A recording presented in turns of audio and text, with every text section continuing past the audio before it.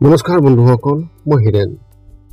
আজি আমি জানিম এই 2025 বৰ্ষৰ এই মাহটোত আপোনালোকৰ সম্পূৰ্ণ ৰাশিফলৰ বৰ্ণন।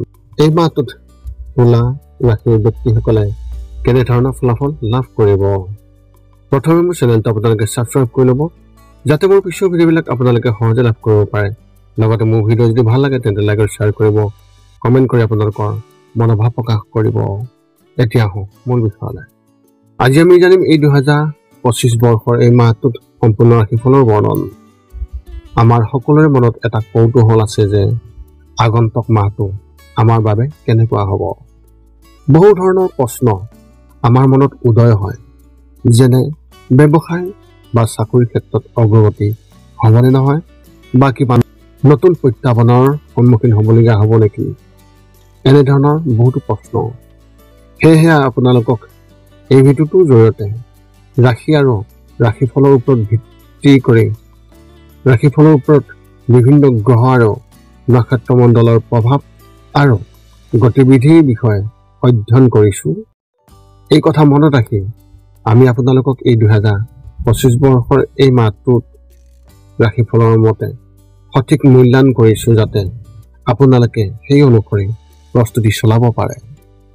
আপোনালোকে এই ভিডিঅ'ত আপোনালোকৰ পৰিয়াল, আৰ্থিক, কেৰিয়াৰ, শিক্ষা, প্ৰেম আৰু স্বাস্থ্যৰ লগতে আৰু বিভিন্ন তথ্য আপোনালোকে এই ভিডিঅ'ত লাভ কৰিব।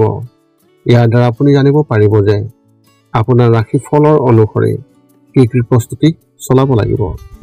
গতিকে আপোনাৰ ৰাশিফল অনুসৰি প্ৰস্তুতি চলাওক। অৱশ্যে আপোনালোকক এইটো জনা উচিত যে এই ভিডিঅ'টোত দিয়া যি তথ্য, এই তথ্য কোনো ব্যক্তি হিচাপে নহয়, ৰাশিফলৰ ওপৰত হোৱা যি প্ৰভাৱ, সেই প্ৰভাৱৰ বিবেচনা অনুসৰিহে এই ভিডিঅ'ত উল্লেখ কৰা হৈছে এই সকলোবোৰ তথ্য। গতিকে এনেদৰে আপুনি আপোনাৰ জীৱনত ঘটিব পৰা সকলো কথাৰ তথ্য লাভ কৰক। গতিকে কোনো পলম নকৰাকৈ এতিয়া আমি এই 2025 বৰ্ষৰ এই মাহটোত যি ৰাশিফলৰ বৰ্ণন, সেই ৰাশিফলৰ বৰ্ণন আপোনালোকক আগবঢ়াবলৈ আগবাঢ়িছোঁ। সৰ্বপ্ৰথম পাৰিবাৰিক জীৱনৰ ক্ষেত্ৰত এনেধৰণৰ। এই মাহত আপোনাৰ পৰিয়ালৰ সদস্যসকলৰ মাজত পাৰস্পৰিক সম্প্ৰীতি বৃদ্ধি পাব। সকলো সদস্যৰ মাজত পাৰস্পৰিক বিশ্বাস পূৰ্বতকৈ অধিক শক্তিশালী হ'ব। আপুনি মূলতঃ আপোনাৰ ভাই ভনীৰ পৰা সম্পূৰ্ণৰূপে সমৰ্থন লাভ কৰিব, যিয়ে আপোনাৰ উন্নতিত অতি সহায় কৰিব। পৰিয়ালৰ সদস্য আধ্যাত্মিকতাৰ প্ৰতি অধিক প্ৰবল হ'ব আৰু ঘৰত কোনো ধৰ্মীয় অনুষ্ঠান আয়োজন হোৱাৰ সম্ভাৱনা অত্যন্ত প্ৰবল দেখিবলৈ পোৱা গৈছে।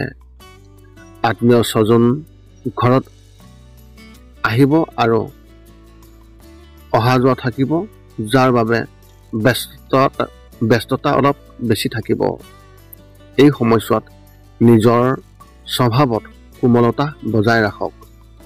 ব্যৱসায় আৰু চাকৰিৰ ক্ষেত্ৰত এনেধৰণৰ। যোৱা মাহত ব্যৱসায়ীসকলে যিমানেই ক্ষতিৰ সন্মুখীন হৈছিল, এই মাহত বহু কম হ'ব। ব্যৱসায়িক দৃষ্টিকোণৰ পৰা এই মাহটো আপোনাৰ যথেষ্ট ভাল হ'ব আৰু নতুন ধাৰণাও বিশেষভাৱে প্ৰকাশ পাব। ইয়াৰ ভিত্তিত আপুনিও নিজৰ কিছু নতুন কাম আৰম্ভ কৰাৰ কথা ভাবিব পাৰে। ভৱিষ্যতৰ দৃষ্টিকোণৰ পৰা এই মাহটো আপোনাৰ বাবে বহুত ভাল হ'ব। এই মাহটো চৰকাৰী খণ্ডত কাম কৰা ব্যক্তিসকলে অলপ ব্যস্ততাপূৰ্ণ হ'ব, যাৰ বাবে তেওঁলোকে বহুত কাম কৰিব লাগিব। এনে পৰিস্থিতিত পৰিয়ালটোৰ বাবে অতি কম সময় উপলব্ধ হ'ব। ব্যক্তিগত খণ্ডত কাম কৰা ব্যক্তিসকলে এই মাহত কিছু সকাহ নিশ্চয় পাব, কিন্তু তেওঁলোকে কাৰ্যালয়ৰ ৰাজনীতিৰ পৰা আঁতৰি থাকিব লাগিব, অন্যথা ই তেওঁলোকৰ বাবে সমস্যাৰ সৃষ্টি কৰিব পাৰে। শিক্ষা আৰু কেৰিয়াৰ ক্ষেত্ৰত এনেধৰণৰ। এই মাহটো আপোনাৰ বাবে শৈক্ষিক দৃষ্টিকোণৰ পৰা প্ৰত্যাহ্বানমূলক হ'ব আৰু আপুনি সফল হ'বলৈ কঠোৰ পৰিশ্ৰম কৰিব লাগিব। আপুনিও আপোনাৰ শিক্ষাৰ সন্দৰ্ভত মানসিক চাপৰ বলি হ'ব পাৰে, যাৰ ফলত আপোনাৰ মনত দুখৰ সৃষ্টি হ'ব। এনে সময়ত আপোনাৰ শিক্ষকসকলে আপোনাক সঠিকভাৱে পথ প্ৰদৰ্শন কৰিব পাৰে। প্ৰতিযোগিতামূলক পৰীক্ষাৰ বাবে প্ৰস্তুতি চলোৱা ছাত্ৰ ছাত্ৰীসকলে হয়তো এই মাহত নতুন সুযোগ নাপাব, কিন্তু তেওঁলোকে আশা জীয়াই ৰাখিব লাগিব। এই সময়ত কৰা কঠোৰ পৰিশ্ৰম ভৱিষ্যতে অতি উপযোগী হ'ব। প্ৰেমৰ ক্ষেত্ৰত এনেধৰণৰ এই মাহটো বিবাহিত লোকসকলৰ বাবে, বিশেষকৈ গৃহিণীৰ বাবে ভাল বুলি প্ৰমাণিত হ'ব। এই মাহত তাই হয়তো স্বামীৰ পৰা উপহাৰ বা নতুন কিবা এটা পাব, যিয়ে তেওঁলোকৰ মাজত প্ৰেম আৰু অধিক বৃদ্ধি কৰিব। যদি আপুনি আপোনাৰ স্বামী বা পত্নীৰ পৰা আঁতৰত থাকে, তেন্তে এই সময়ত আপোনালোক দুয়োজনে এক লগ হোৱাৰ এক প্ৰবল যোগ দেখিবলৈ পোৱা গৈছে। যিসকলে অবিবাহিত আৰু জীৱন সংগী বিচাৰি আছে, তেওঁলোকে এই মাহত বিবাহৰ প্ৰস্তাৱ নিশ্চয়কৈ পাব পাৰে। অবিবাহিত লোকসকলে কাৰোবাৰ লগত ছ'চিয়েল মিডিয়াত ইতিবাচক কথা বতৰা আৰম্ভ কৰিব যদিও সেয়াও কিবা এটা কাৰণত বন্ধ হৈ যাব। এনে পৰিস্থিতিত আগতীয়াকৈ সাৱধানতা অৱলম্বন কৰিলে অতি ভাল হ'ব। স্বাস্থ্যৰ ক্ষেত্ৰত এনেধৰণৰ এই মাহত স্বাস্থ্যৰ দৃষ্টিকোণৰ পৰা খুবেই ভাল লক্ষণ পোৱা নাই আৰু আপুনি অসুস্থ হোৱাৰ সম্ভাৱনাও আছে। যদি ইতিমধ্যে কোনো গুৰুতৰ ৰোগত আছে, তেন্তে চিকিৎসকৰ সৈতে যোগাযোগত ৰাখক, অন্যথা হঠাতে বেয়া হ'ব পাৰে। যিকোনো কামৰ বাবে ঘৰৰ বাহিৰলৈ যাব লগা হ'লে সম্পূৰ্ণ সাৱধানতা অৱলম্বন কৰক। অৱশ্যে মানসিকভাৱে আপুনি সম্পূৰ্ণ সুস্থ হৈ উঠিব আৰু কোনো ধৰণৰ সমস্যা নাথাকিব। আপোনাৰ মনলৈ নতুন নতুন ধাৰণা আহিব আৰু আপুনি নিজৰ ভিতৰতে এক নতুন শক্তি বিচাৰি পাব। আপোনাৰ এই মাহত শুভ সংখ্যা হিচাপে 7 আৰু শুভ ৰং হিচাপে আপুনি এই মাহত কেশৰ ৰং ব্যৱহাৰ কৰিব পাৰে। তুলা ৰাশি ব্যক্তিসকলৰ এক বিশেষ তথ্য এনেধৰণৰ, যদি আপুনি এই মাহত ক'ৰবালৈ যাবলৈ পৰিকল্পনা কৰিছে, তেন্তে গাড়ী চলাব নোৱাৰাৰ যি সাৱধানতা, আপুনি এই বিষয়ে অতি সাৱধান হওক, কাৰণ আপোনাৰ দুৰ্ঘটনা হোৱাৰ যি আশংকা সেয়া দেখিবলৈ পোৱা গৈছে। যদি আপুনি কোনোবা ব্যক্তিক আপোনাৰ বাহনখন চলাবলৈ দিয়ে বা ড্ৰাইভ কৰিবলৈ দিয়ে, তেন্তে আপুনি নিৰাপদে থকাৰ এক সম্ভাৱনাও দেখিবলৈ পোৱা গৈছে।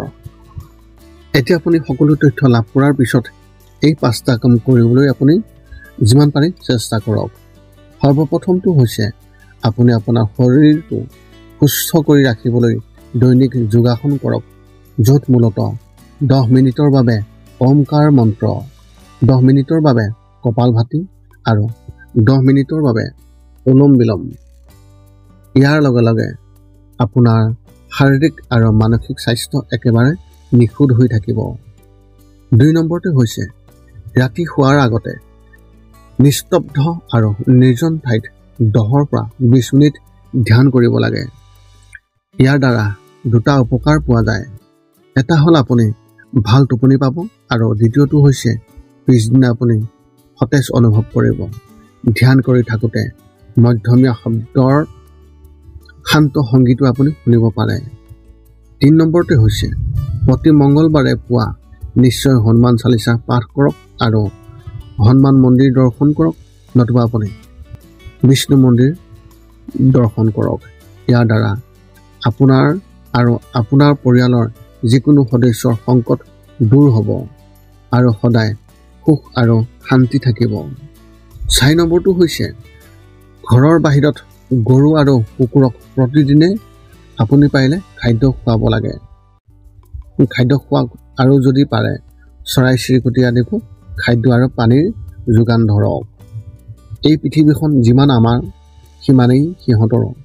নিতৌ ইহঁতক খুৱাই আমি তেওঁলোকৰ পৰা এক আশীৰ্বাদ লাভ কৰিব পাৰোঁ আৰু আমাৰ ওপৰত থকা গ্ৰহবোৰৰ কুপ্ৰভাৱ দূৰ হ'ব।